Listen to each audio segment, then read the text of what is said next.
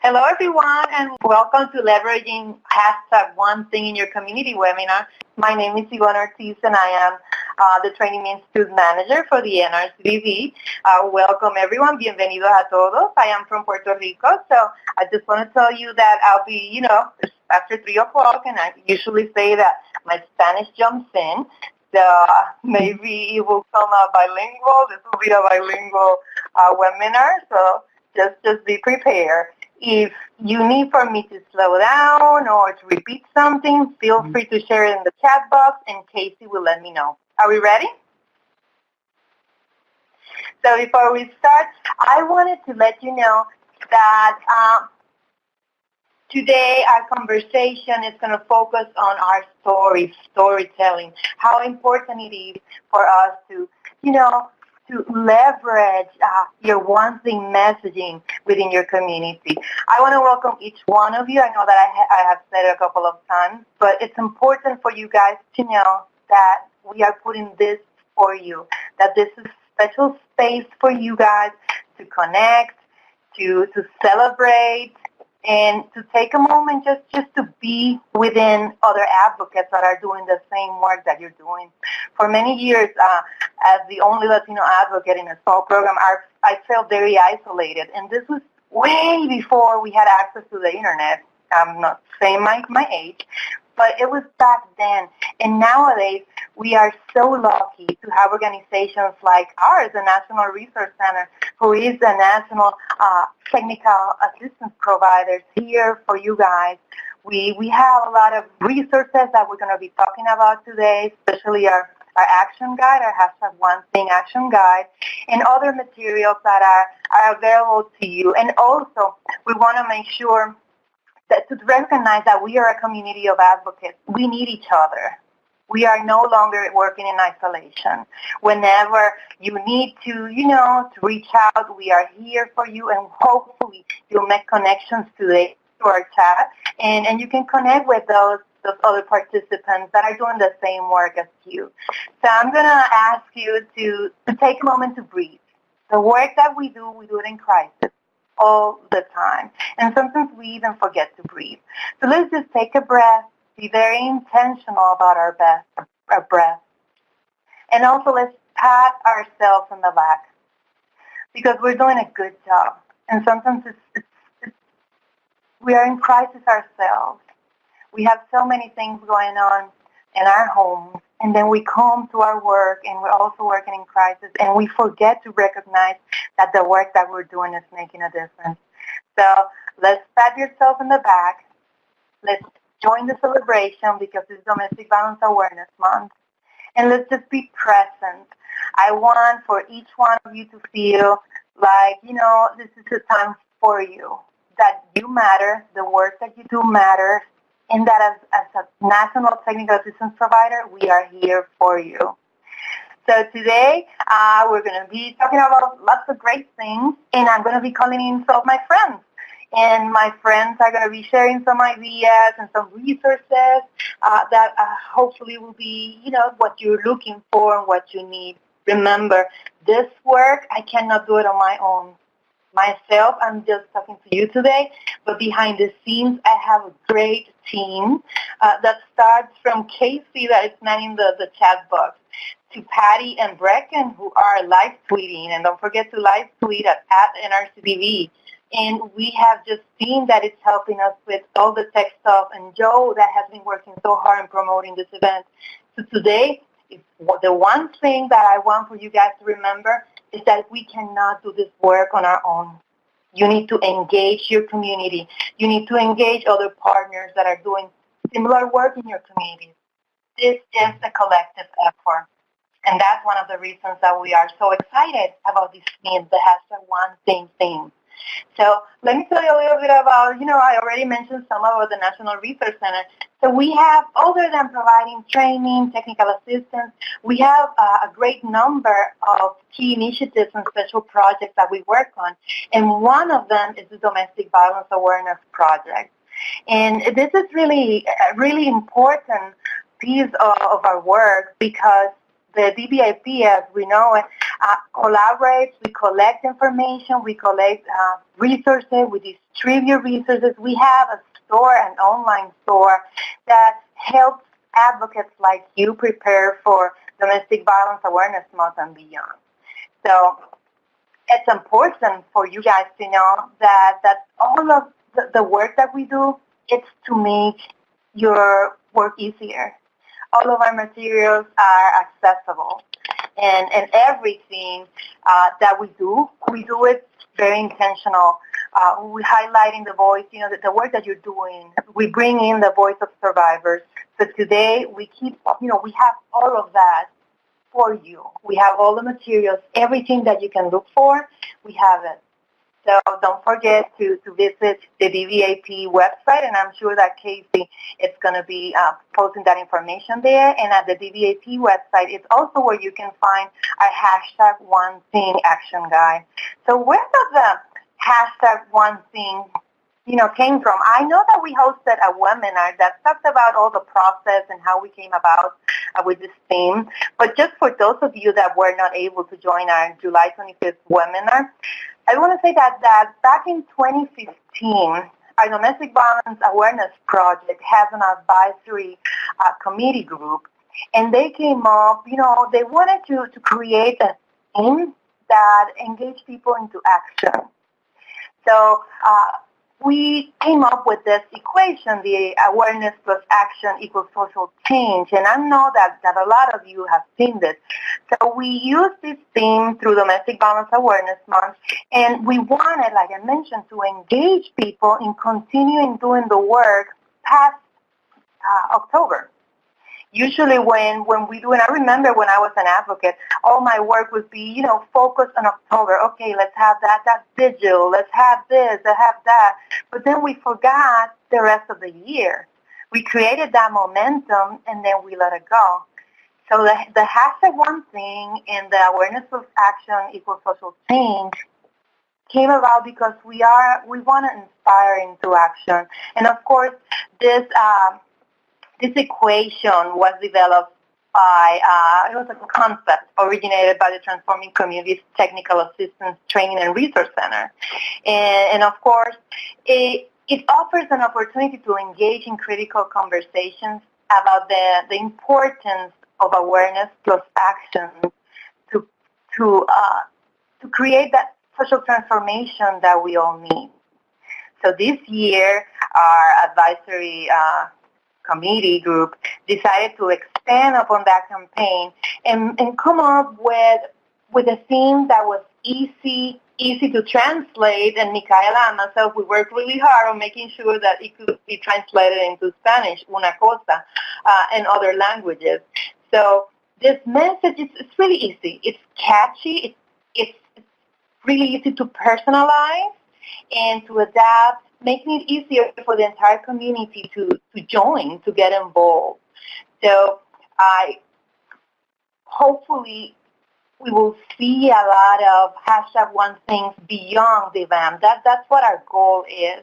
And later on, I'm going to be talking about some friends that have been using the hashtag One Thing logo and art in great ways.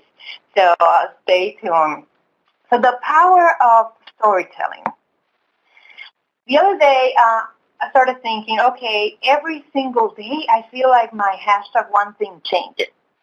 And sometimes it's just something, I want, my hashtag One Thing today is that I want the homes of my community to be free of violence. That's really general, right?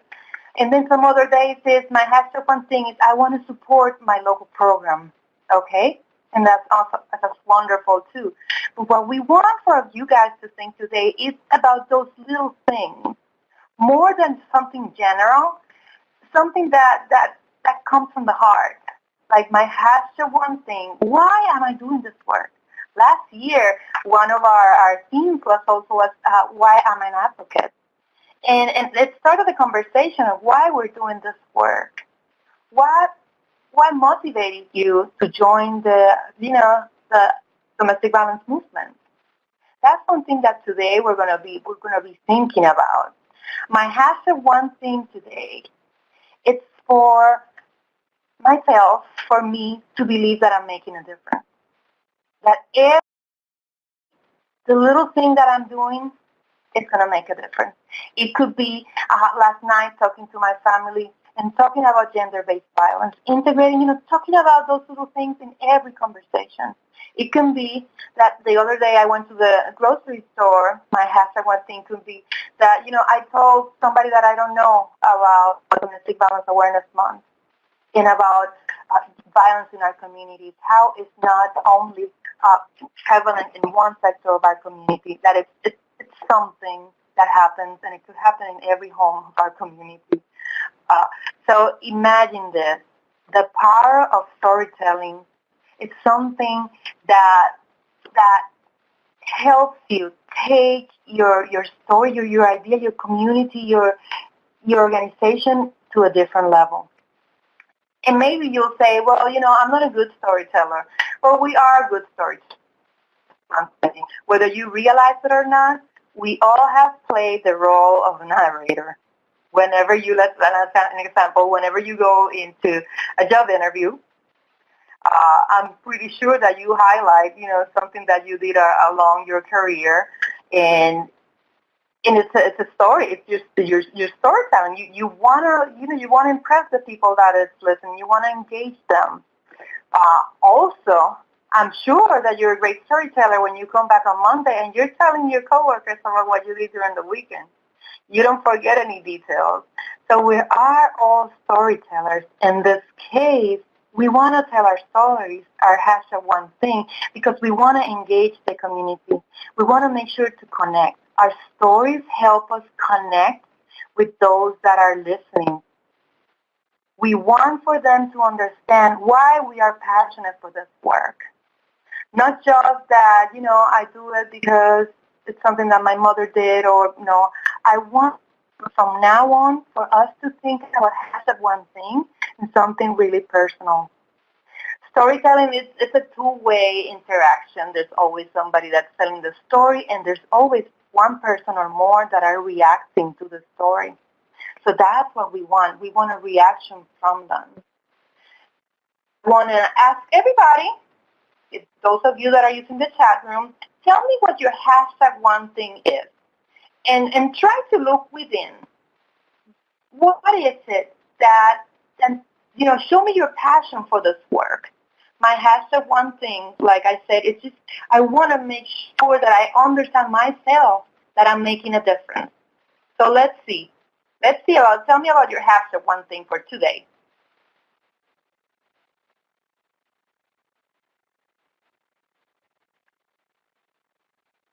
I see that a couple of you are typing.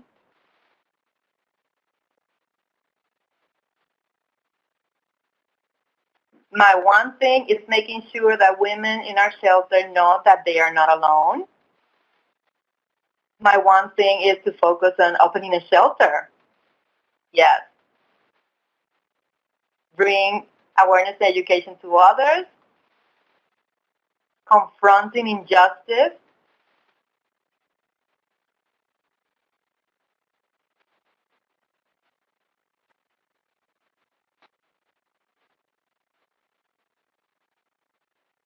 Engaging and educating a book about domestic violence, the men in my community.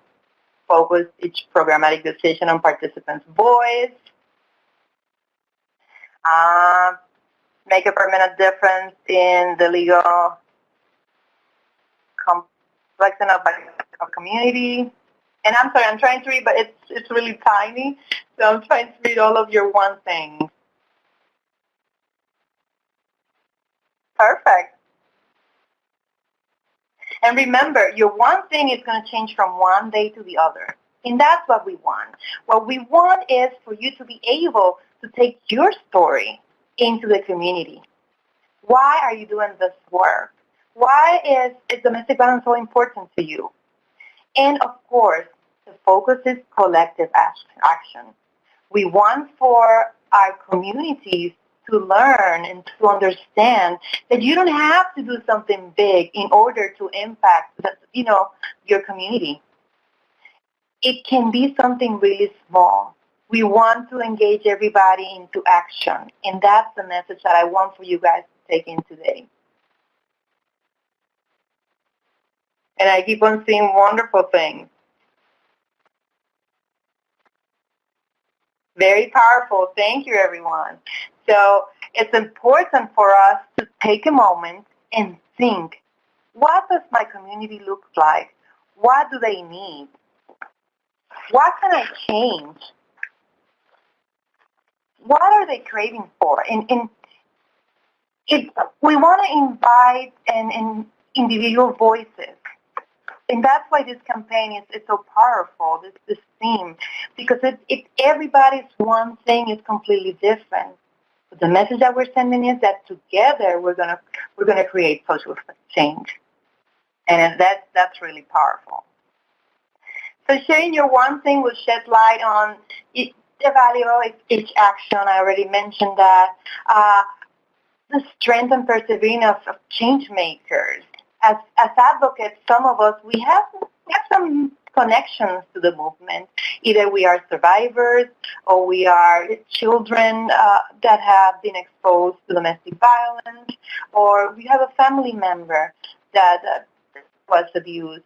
So it's gonna show our perseverance, our resilience whenever we tell our story. And of course, the invaluable role we all play in creating a world that we wish to live on. So all of this information and goals were developed to inspire action and of course to create social change. So what are all of these goals? All of the things that we want to create when we start working in the movement, we have so many ideas, but what happens if we don't engage the community? A ribbon that is worn maybe for a week during October, a candle vigil every year, and then what? A poster that we hung during October. The problem that we're having is that we're doing awareness, and it's really valuable. But we need to engage the community. So tell me, I just want to ask you, when you think about community engagement, what comes to your mind? And I know that I can make my font larger, but truly, I tried, but I couldn't. So what comes to your mind when we're talking about, when you hear the word community engagement? Networking, yes. TV task force. Community partners, such as collaboration between children and the food pantry, yes. Reaching youth with education. Community response teams. Having meaningful discussions, yes. Facilitating community events, fundraising, yes. Public groups. Thinking outside the box. Thank you, Justine and Casey. Community partnerships. So thank you all. Community engagement is defined as a capacity building process with your community, with individuals, with groups, and in order to educate them of a specific, topic, a specific cause. And after that, to plan and carry out activities in order to take care of their communities and the community-specific needs, either on their own or moved by others. So with community mobilization, the role of implementing agency shifts from somebody that is leading, that is a teacher, that knows everything about domestic violence in this case, to the role of the facilitator, facilitating that conversation within your community. We need to remember that our communities are different. Their needs are completely different. That everybody sees the community in a different way. So engaging means not only when we think about, engaging the community, we think about people that have power. But those non-traditional partners, like communities of colors. There's leaders in the community, somebody that represents the Central Latino in your community. Those are the areas that sometimes we forget to include the communities of color. So the benefits of leveraging the community for Diva and Beyond, well, like I mentioned, you increase the capacity, the community's capacity to identify their specific needs, because now they have a voice, and now you're giving them a platform to voice what their needs are. Sometimes, and we all know this, we design our programs, and sometimes we don't have the voices of survivors or our communities. But engaging your community, it's going to help you improve your program design. It's improve the quality of the program, the results, the reach that your program has, and it increases the community ownership. When the community is present and it's a part of your program, then they feel like these services are for them, for each one of them. So we can increase the access to services, the effectiveness of our interventions. We're able to reach those communities that first we were not able to reach because we didn't have anybody from that community present. We didn't have their voices. And possibly under addressing other underlying causes and intersection of domestic violence, like race, gender, disparities, lack of awareness, all of those. And of course, the sustainability of your program, that's something else that it's a benefit of leveraging your community. When we think about involving the community, there's some tasks that we need to remember, and it's just that it needs to be an ongoing dialogue between community members. It cannot be one way, like we said. We are going to be the facilitators, but we want to involve everybody. We want to create and strengthen other community organizations and committees that are already set up. Sometimes in the domestic violence world, we work in isolation. We're the only program that provides the services, and we forget that there's some other community programs that need our help and that would benefit from our collaboration. And we don't know everything. We are experts in what we do. So why not bring in some other community organizations into your work, into, the hashtag one thing, a theme for all year round. And of course, we need to always remember to promote community members' participation. This is not something that we can do on our own. There are a couple of ways to engage your community, and some of them is involving, and we mentioned that, a wide range of stakeholders in your community by showing the passion for your work, for the work that you do. Participate in local events, and I know that a lot of you do that already. You go to different fairs, you go whenever there's a place to set up a table, then you're there. But what about if we take it a little bit farther? Make it your business to be in somebody else's, in your community's business, not just when they want a table with flyers and brochures about domestic violence. Let's be creative. What else can we do? How can I raise awareness and provide a face to my organization by going to everything that your community offers? And I know. I was the outreach, I think my title was like outreach advocate for many years, and it was just me. And it might sound wonderful what I'm saying, but in practice, is it possible for me to be as engaged as I'm saying? Yes, it is. Yes, it is, because once you are able to make those connections in your community, you're going to have people that are going to help you. You're going to find others that would like to join you, even if it's on a volunteer basis. What we need is to make that connection. You need to be a partner of your community. You need to understand that there's some other issues affecting your community. and find that connection with the work that we're doing against domestic violence. The community needs to see you as a partner of your community. If you have an example, if you have a large meeting space in your organization, open it to other organizations. If it's really close, if your program is right where you have the safe house, well, I know that there's some issues with that, but if you have a separate space that you use for training, share with other community members. Leverage the community for knowledge. Our communities are full of people that have different sets of skills. Try to reach out to them and ask them. Maybe they think that they can only serve your local program by, I don't know, cleaning, working in the yard. No, there's so many other ways that we can invite people from the community and have them use their talents. I remember we had a group that would come and help our ladies with the computer. And back then, of course, computers, we were starting with the internet and all of that. So they were helping them understand how computer and internet work.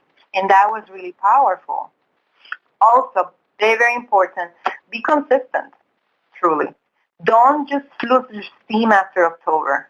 We have all of this, we have all of this materials, everything that we are, and then November 1 comes and we're like, oh, we're exhausted, we're done. Well, you're not done. We need to keep on going.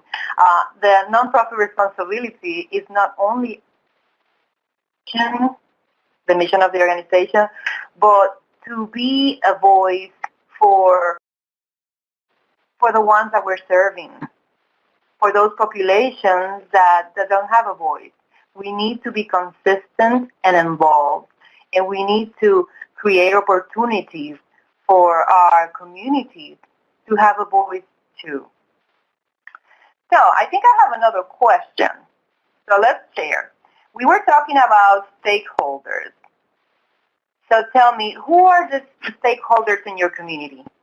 Right now, who are you working with? Who do you reach out to?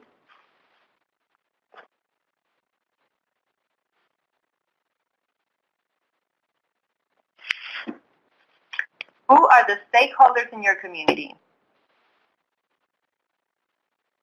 The church?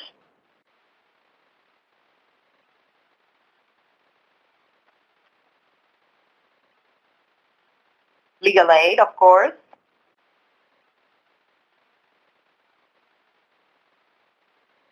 Yes. Women's shelter, companies of domestic violence counseling. Yes, law enforcement, Catholic charities, legal aid, police department, schools, educators, survivors, politicians, medical, people from the medical field, healthcare providers. Yes. I love it when our chat is really active. So, wonderful. All of them, of course, yes. So, let's think about our key community stakeholders are survivors. Those survivors that have used your services, that have gone through the process, and that are ready now to guide the process. Remember, we always need to have our survivors' voices right there front and center. Our advocates, other advocates. Advocates are not only domestic, the ones that are working in the domestic and sexual violence field. We have other advocates. You mentioned community groups, just residents of your community, government officials, business owners, and people of color that have their own businesses, neighborhood leaders. Those are stakeholders, and other groups from which the community draws its resources. Make sure to always include leaders from communities of color and marginalized communities and survivors of color. And also, what about our LGBT community? There's so many stakeholders that we're not including. There are groups of mothers that get together every now and then, I guess once a week, and their children play. So you need to change the way that you view a stakeholder by thinking that everybody's a stakeholder because your organization belongs to the community. And those that are not usually the ones that we reach out to are what I call non-traditional stakeholders, and they can provide expertise about a specific group in your community and help your organization reach their goals. So, what about mobilizing your community? I'm going to call in my friend Micaela Rios. She is with the Idaho Coalition Against Sexual and Domestic Violence. Micaela, are you there? Yes, hi, Ivonne. Thank you for having me. I'm really excited to be on this call with everyone. I know, it's exciting to have you. So, Micaela, what is your one thing? So I really appreciated all the great responses that we got earlier. So I appreciated you asking everyone because I was able to jot a few down. And like you said, Yvonne, definitely the number one thing is not just one thing for Domestic Violence Awareness Month, but definitely one thing that you can probably do every single day of the year. So for me, for the purpose of this webinar, I think for my number one thing is to really acknowledge my ancestors who have passed down the stories of resiliency and strength. So right now, I want to bring them forward, and I know that this work is just not the work of Micaela, but it's the work that has been passed down through several generations, and so I really want to uplift their strength and their resiliency. Awesome. And I didn't mention that you are the Senior Social Change Associate for the Idaho Coalition, so I wanted to recognize your efforts. So tell me, what is the one thing to take in consideration when thinking about engaging your community or the community in Idaho? Yeah, and as you were talking, I think a lot of the stuff that you were saying, I kept, validating a lot of the things that you were saying, and it's very similar in what I want to talk about. In that, I think the number one thing to take into consideration is really looking at the difference between what community engagement is versus what community outreach is. And I think in this field, we like to use a lot of jargon and a lot of words that make things sound fancy. And I think that we also like to use words interchangeably, right? And so for me, it's very important that we do understand what it is that we're saying. So community outreach is, I think, just a step into community engagement. Community engagement really means to form, like you said, Yvonne, a mutual relationship between you both as an organization and individual with your community, working always for a common purpose, right? So it's very, very key to work to achieve that common purpose. It's not to work together to achieve your purpose, your own personal needs or your organizational personal needs, but really it's a mutual relationship to achieve a common purpose. So in a nutshell, I think it's very important for me when thinking about this question was how we're using community engagement and community outreach interchangeably, and then thinking of looking beyond community outreach, because we can do all of these table events, we can go to community events, but if we're not truly doing community engagement work, then the community outreach really serves no real purpose. Mm-hmm. Have you encountered any challenges with trying to engage the community?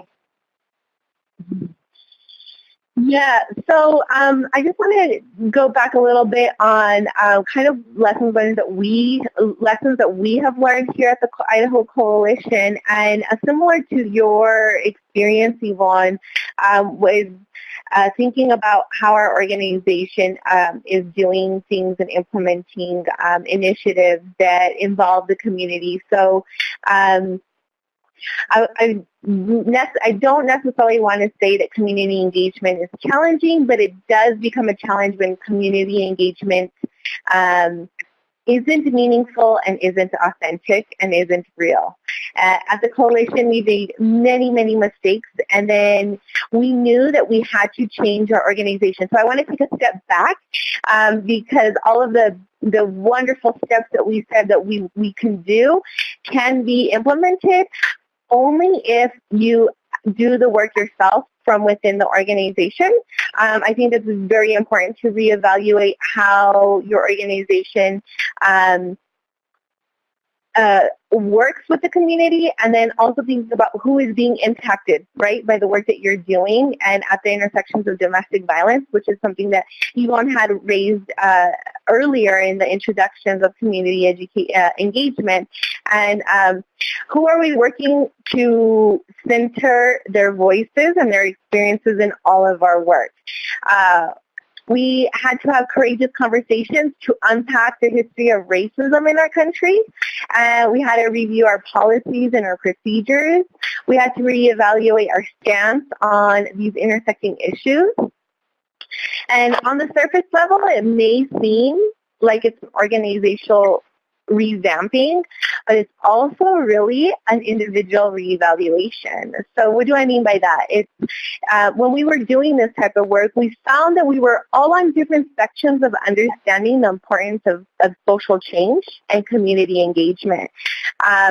So it's also about reevaluating your own biases, your own tendencies of racism, and the way we have implemented those underlying biases in all of the work that we do. So it's really unpacking all of that, right? It's about reevaluating the staff, and Yvonne, you brought this up. So does your staff reflect your community? Yvonne, you were the only one in your organization, and when you think about your organization, you think about how many people are reflective of our community. And so it's going to vary from community to community and organization to organization. Is your staff also in alignment with this shared purpose, which is important? You can have the people that reflect the community, right? But it's important that those all staff members are also in alignment with the common purpose, right? Are you having deep conversations with one another? And how are you incorporating healing and self-care practices and embracing resiliency throughout and beyond this process? So it's not a one-time thing. It's an ongoing process throughout pretty much the history of your organization, and to the sustainability of your organization. And it's not just that you'll do it for a couple of months, not just for Domestic Violence Awareness Month. Really, it's to go beyond today, right?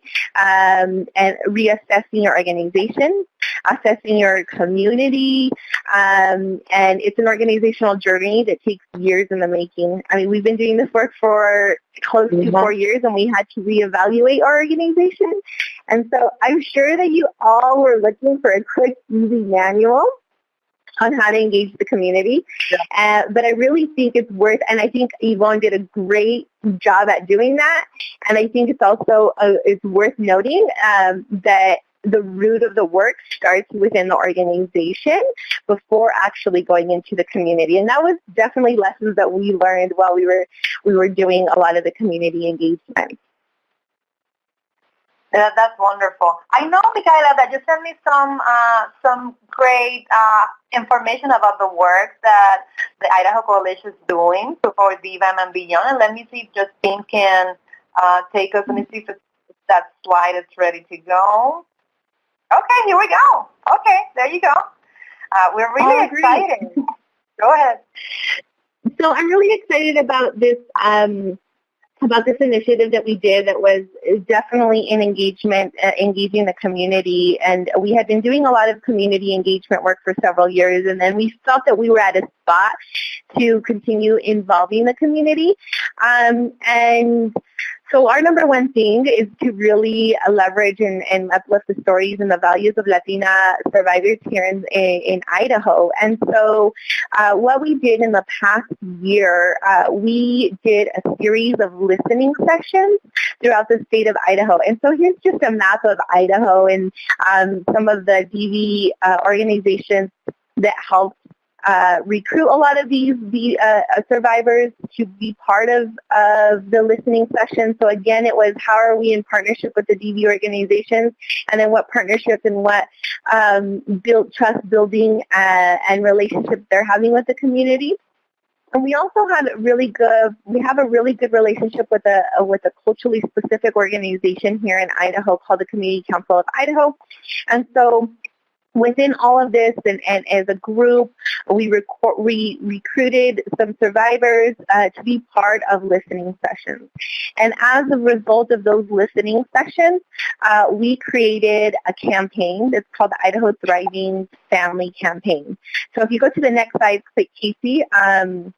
I'll show some of the things that came from that. We had some posters, and out of those posters, you'll see some of the themes here. There's resilience, cultural pride, familia, safety, healing, and community. And those were some of the themes that we pulled from the listening sessions.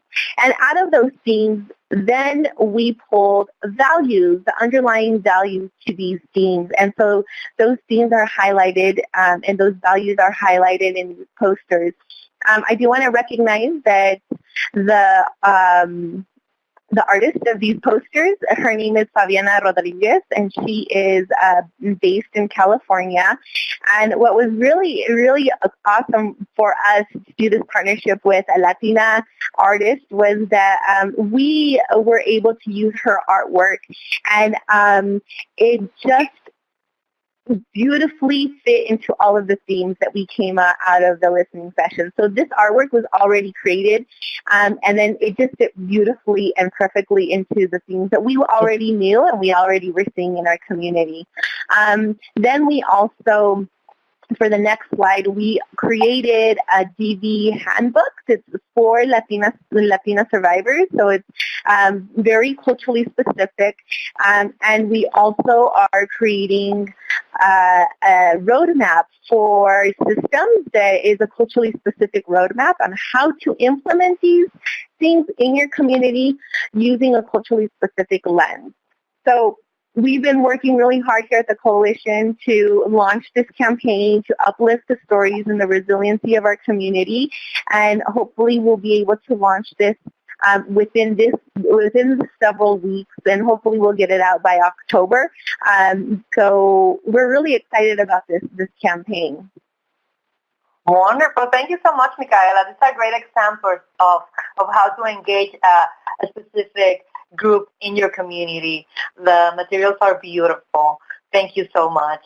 So I want to share with you guys, we know that Micaela shared great information of how they're incorporating the theme, but I wanted to give a shout out to some local programs. Specifically, if you can see that in the corner, we have Sunrise of Pasco County here in Florida. I'm in Florida.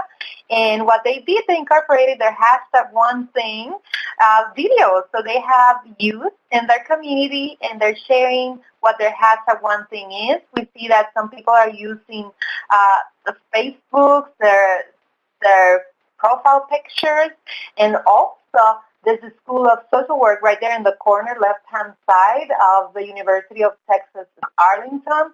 They created, I don't know if you can see it, it's kind of small, hashtag One Thing Divan board, and people are going there and writing down what their hashtag One Thing is, and that's really exciting. We also have seen the Rose Family Advocacy Center, and that there's a note from the executive director, and she talks about what her hashtag One Thing is.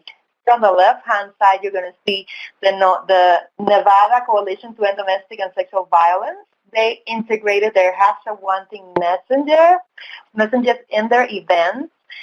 Also the hashtag Una Cosa. So, and they are highlighting the events that are happening nationally. So sometimes, if your program is small, like in this case it's the Coalition, but you can also share events that are happening close to your community that other programs are sharing. And in this case, of course, they're a coalition, so they're highlighting incredible events that are happening in their state and nationally.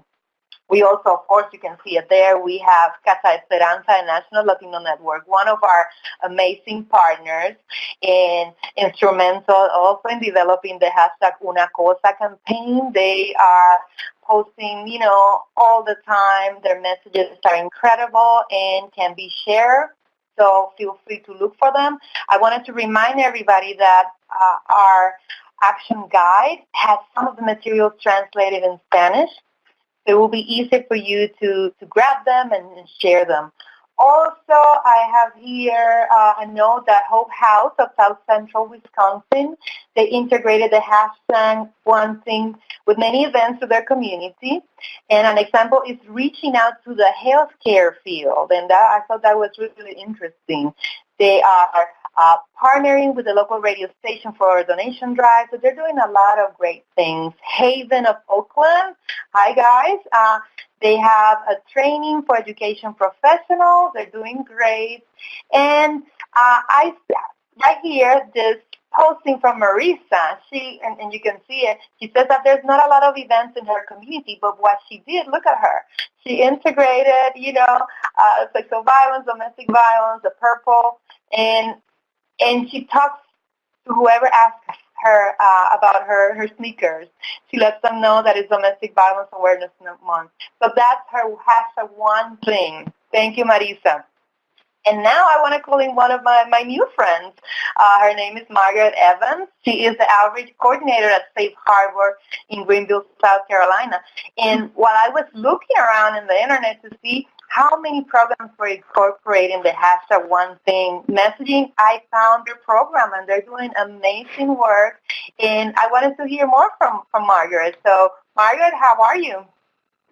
Can everyone hear me? Hi. Oh, I'm doing well. Well, hi from South Carolina. Hi. Margaret, what is your hashtag One Thing? Again, like Ivonne, my one thing changes daily, but recently I've been coming back to the word choice. And so my one thing is one word, and it's the word choice. Because from my perspective, and what we've learned from the youth that we work with, choosing ourselves first in a world that gives us lots of choices to choose other things and other ways of being, that's a brave thing. And if we choose ourselves and respect ourselves first, then that can pave the way for respecting others. It's also a choice that we've learned from survivors. That choice has been stripped from many who are experiencing domestic violence. So to have choice after abuse is an incredibly liberating thing, and to shed light on the value of choice in our society today. Also, the choice to challenge comments that reinforce violence and harmful comments that demean women and young girls, anyone in our community. So choice is an incredibly, it can be used for good, and to acknowledge it is important, I think. Mm-hmm. Thank you. Awesome. We are so happy to have you. Tell us, how has Safe Harbor incorporated the hashtag One Thing messaging? We were so excited to find the full, I think it started with the full action kit, maybe, or maybe just an email announcing that it was one thing. And I shared it with one of our staff members, and they kind of said, we should, we like this. And it was actually our director of prevention.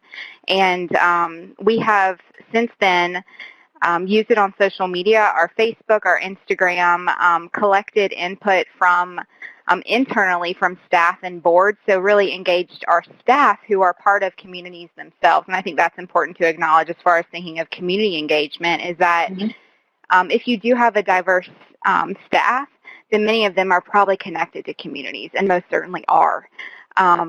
So getting their input on what is their one thing, they can shed light on the experiences of people in their community and what their one thing might be as far as how it relates to domestic violence, but also race, what a healthy relationship looks like, what they'd want their child to know, you name it.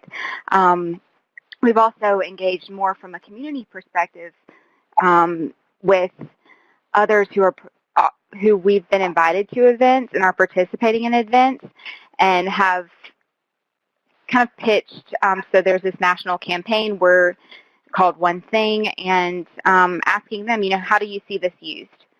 Not saying we're using it, but inviting that question as to, how do you see this taking shape in your community and with this event that you're holding? Exactly. That's amazing. What about beyond DVAM? Are there any events planned? Are you thinking about going beyond October?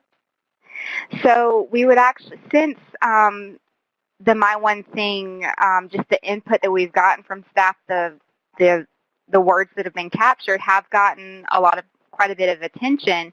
We'd like to capitalize on that and continue with a campaign that pushes forward in some way. What that'll look like, we're not sure yet, but that moves forward and beyond Domestic Violence Awareness Month. We are looking to open a new shelter that'll start probably raising awareness in January for that. So that would really help with that as well. I know any advocates and others on this call who know about opening a new shelter know how much work goes into that. But also, we are part of a domestic violence coordinating council, and they have expressed interest out of this one thing in hosting a community conversation in November.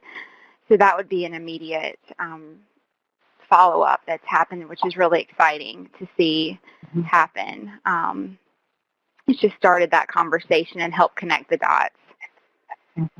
Thank you so much, Margaret. It was really exciting for me to go and look at your social media and see how active you are and how you have incorporated the hashtag One Thing messaging into your agency's efforts. I want to thank you so much for joining us.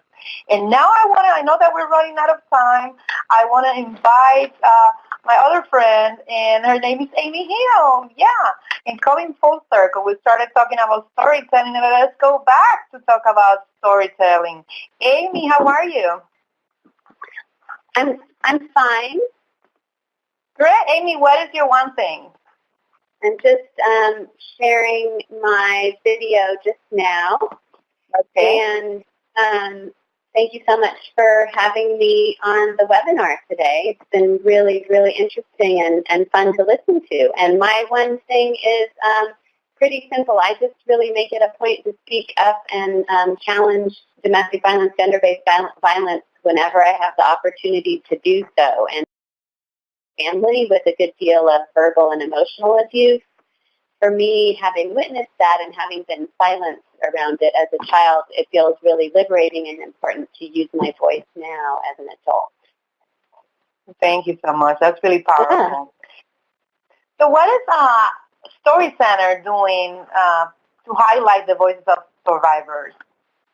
Yeah, so we, for many years now, actually almost 20 years, have really prioritized storytelling work with survivors and others impacted by domestic and gender-based violence to create opportunities for them to tell their stories on their own terms, in their own way, and so essentially to represent themselves. And so this is, just in our view, distinct from kind of more typical mainstream media representations of gender-based violence, which can veer sometimes into sensationalism or gratuitous imagery and language and the like, and often are framed as stories kind of about victims rather than stories by survivors themselves. So in our 20-year history of working on these issues, we're really proud of the clear ethical practice guidelines that we've developed for working with sensitive stories, and we've also pioneered the use of trauma-informed digital storytelling approaches. Mm-hmm. Tell us one thing. Do you have any ideas? I know that, we're right in the middle of DVAM, right in the middle of Domestic Violence Awareness Month. How can we keep the momentum of the one thing going? Well, so while our organization is really best known for digital storytelling and the development of short-form media stories, that's only really one method or element that we use. And so while that kind of media production can be a little bit time and resource and skill intensive, just as we've been hearing from the participants and from the other guests, bringing people together in person in small groups to share stories and talk about their one thing can be quite simple. So, certainly local organizations can sponsor community storytelling events and guide participants through a simple story circle process that helps them articulate their own experiences of speaking out or taking action against domestic violence. They're one thing, basically. And then certainly photos can be taken of this process and of individual storytellers, and stories can be written, audio recorded, that kind of thing. And then just to say, I'm sure this is totally obvious to everyone, but of course in line with the ethics issues, it's super key to get consent before sharing any of this kind of material publicly. So yeah, story circles. Awesome. So how can we learn more about story circles?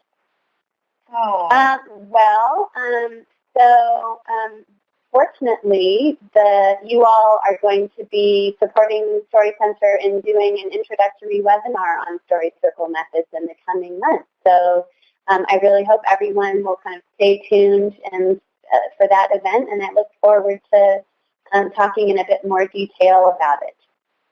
Yes, we're really excited. Stay tuned. I know that a lot of you follow us on social media. We are going to be coming out with our calendar for next year pretty soon. I'm working on that. And we're going to be hosting a webinar with Story Center, and Amy Hill's going to be focusing more on the process of developing those and maintaining story circles. So thank you so much, Amy. We'll be talking a lot. Thank you.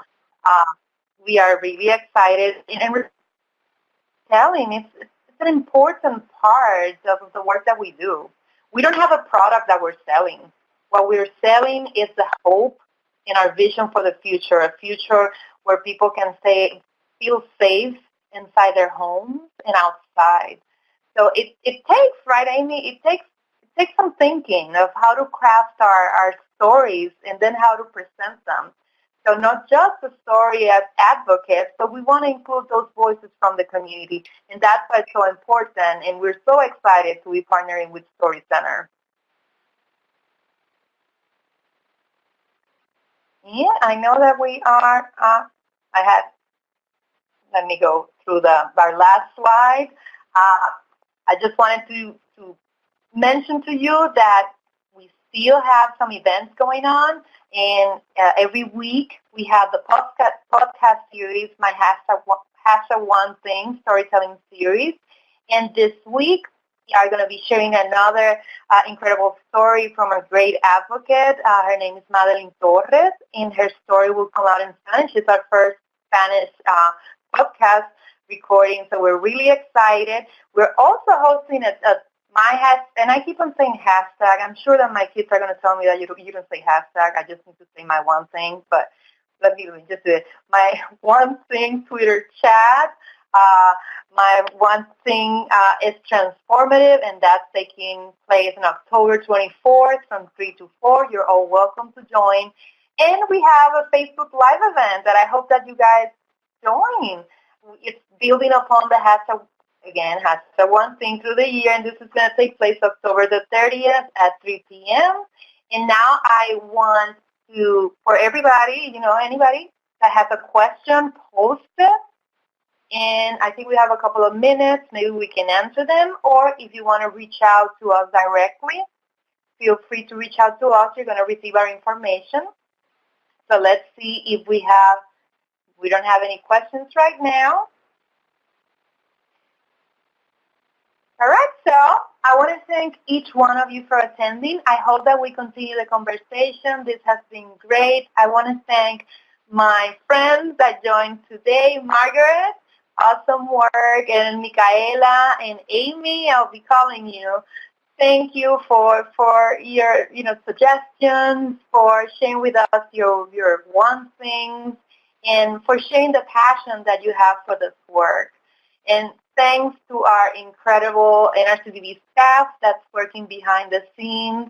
Hopefully I'll be seeing all of you guys, pretty soon. So take care. It has been a pleasure. And don't forget to answer the survey. Take care, everybody.